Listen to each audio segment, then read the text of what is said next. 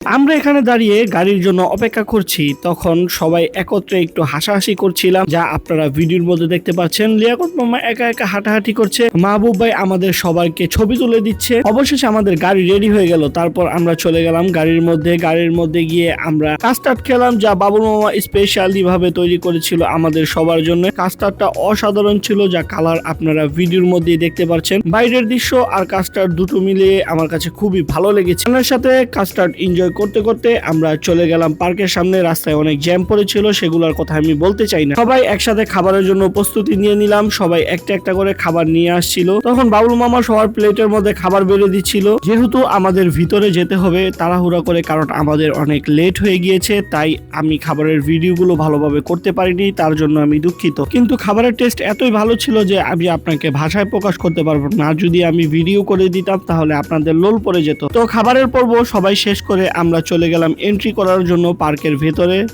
ভেতরে এন্ট্রি করার জন্য আমাদের অবশ্যই টিকিট কাটতে হবে, তাই আমরা টিকিট কাউন্টারে চলে গেলাম। সোহাগ ভাই তার বডি নিয়ে ব্যস্ত, জসিম ভাই পেট নিয়ে ব্যস্ত এবং লিয়াকত মামা ভিতরে প্রবেশ নিয়ে ব্যস্ত। ভিতরে ঢোকার জন্য আমাদের কাছ থেকে 350 টাকা করে চার্জ করা হয়েছে। ভিতরে ঢোকার পর আমরা কি কি দেখতে পেলাম তা আমি পরবর্তী ভিডিওতে আপনাদের দেখিয়ে দেব।